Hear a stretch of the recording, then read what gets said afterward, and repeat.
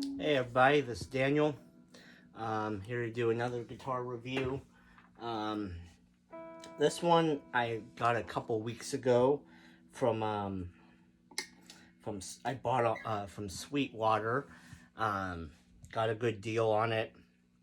I've had it probably about 2-3 weeks. Just been trying to get used to it, get to know it, be able to kind of give a more objective view of it versus just kind of the immediate view of it. So I don't know if you can tell, this is one of the new Epiphone inspired by Gibson custom shop. Um, this is the 355 model. So they've got a bunch of um, basically take it back a year or two ago. They started doing these limited edition releases. Started with a couple of like the Kirk Hammett signatures, where they're trying to Epiphone is trying to make more mid-brand, midpoint guitars. Yeah, deviate from their $400, $500 to $300 guitars to guitars that a professional could use or a gigging musician could use, where those musicians don't feel like they're being underclassed or outclassed by another bandmate or by some other band. Um, these have kind of gotten attention because this marked a fairly big, in terms of price, a fairly big deviation from their typical price point, which is anywhere from $200 to $800, $900, and now they're going into the four figures. So they've got this one, the SG Custom, the Carina V and Explorer. They've got 59 Les Paul Custom. What they're doing is they're using like higher end parts, better woods, custom shop pickups, custom shop wiring, like American wiring pickups. They're doing the open book headstock, and they're stepping it up. Like I said, this is kind of more of a mid price point. So I'll kind of, to the best of my ability, go over the specs, or at least what stood out to me.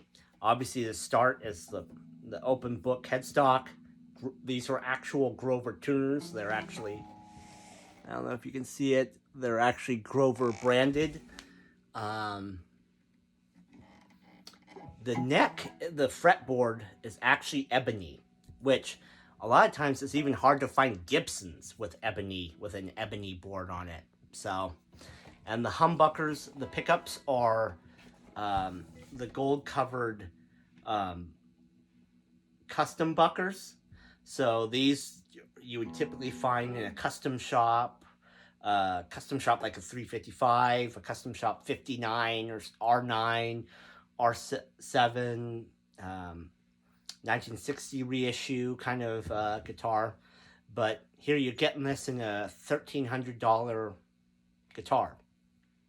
For the most part, the range that you're going to find these in is, I think it's from $1,200 to, I think it's like $1,600 is the price point depending on the guitars. Like I think the Greenie is about $1,400-$1,500, the Epiphone Greenie, $1,400-$1,500. Like the Carinas, the Carina Explorer and V, I think are like this, $1,200-$1,300. The Firebirds around $1,200 to $1,600. You know, Les Pauls are going to be about the $1,400 to $1,600 range. And so what you're paying for is, again, the headstock. What I'm told is these are CTS pots and Mallory capacitors. There's no way to open it up, so I can't verify what those are, but on the spec sheet, I think that's what they're stating. Mallory capacitors, CTS pots. Again, and you're also paying for the custom buckers. These pickups, if you buy them separately, I think if you buy them as if you buy them as a set, I think it's about $500 for the set of custom buckers. Again, it's an ebony board versus their favorite board, which right now tends to be Indian Laurel. I think what these were announced at the same time, on the same day that PRS announced their revamp of the S2 lineup. So I think what it is, it's these two companies trying to find midway points that aren't exactly their $3, $4, $5, $6+ thousand range. I would say these are competing with the Eastman guitars, which I've looked at, I've seen and played, which I really like. Also Chinese made guitars with like American pickups like Lawlers. The Eastmans tend to have like Lawlers or Seymour Duncan pickups in them. And again, made in China, Gibson derived models. So I think what I'll do is I'll just kind of go through kind of a little bit of the tones here, kind of like what I always do, a little bit of the clean. So first we're going to do it clean. My clean is my little Vox AC4. And then for the distorted tones, I have my Black Star HT1. So this is the neck pickup.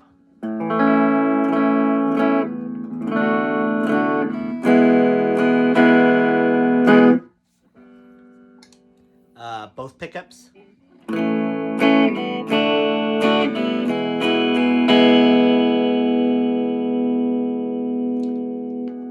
Bridge.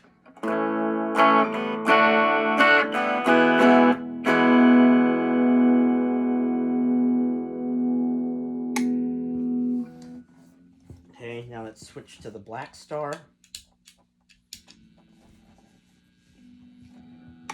Neck.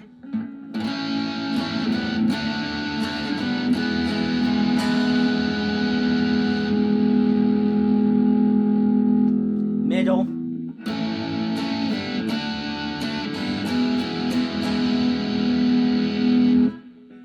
Bridge.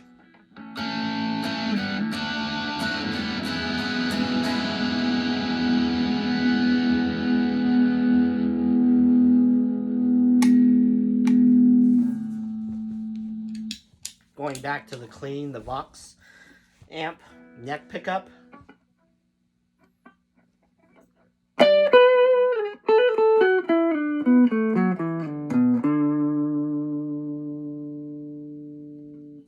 Middle.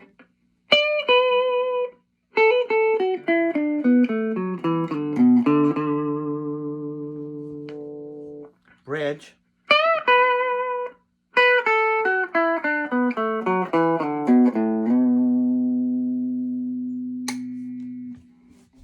Go back to the distorted sound.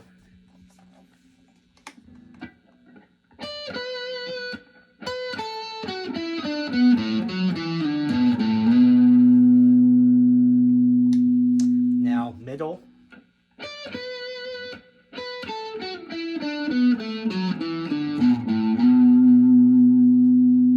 Let's go to bridge.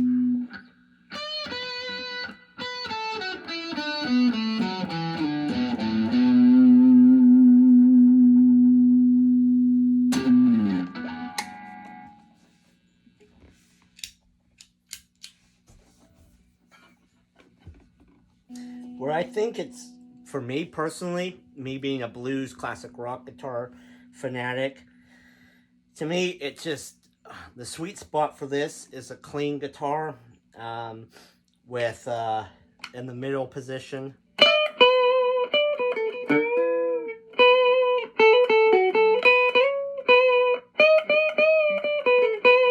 Gets that perfect B.B. King tone.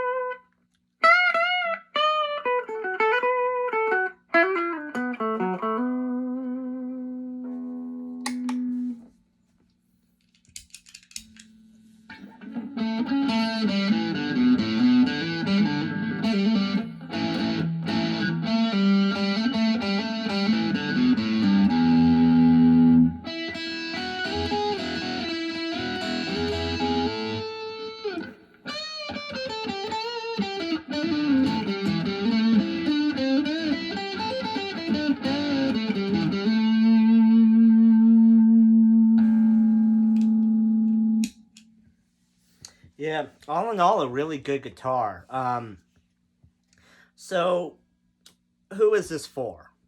I would consider this as a guitar for someone like me, for someone, um, either someone that's maybe just looking for their next guitar that they want, like, they've got their starter guitar. Maybe it's a Squire, maybe it's maybe it's another Epiphone, maybe it's one of the lower end Epiphones, right?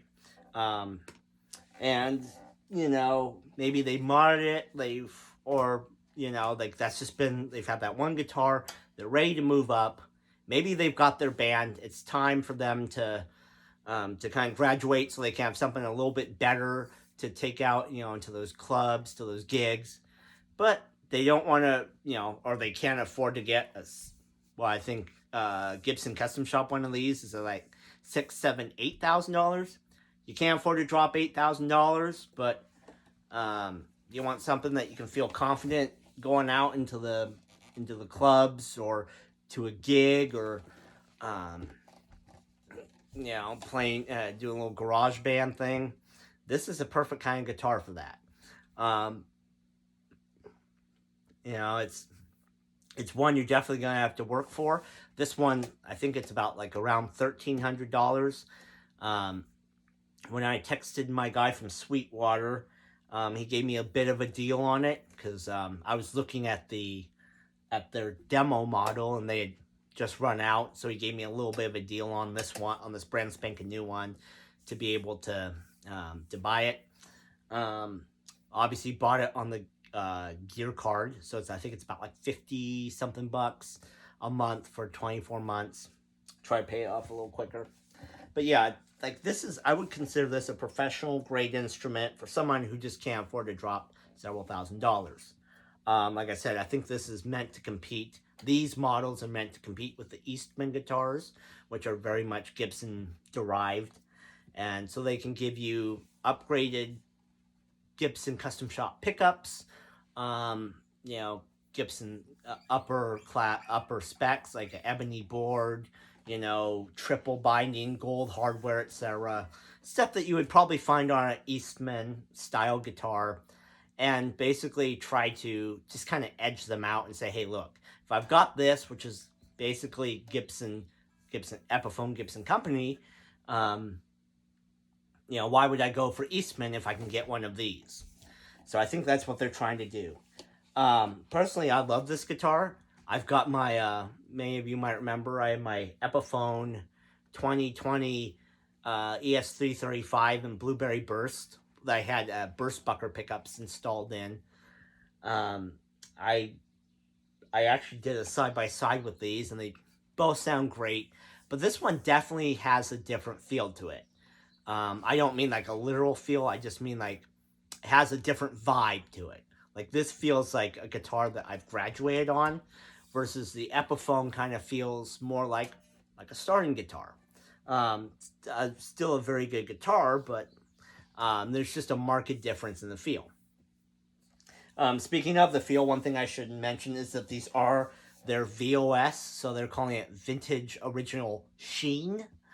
So it's kind of not quite a satin, but at least it's a thinner skinned satin-esque finish to it.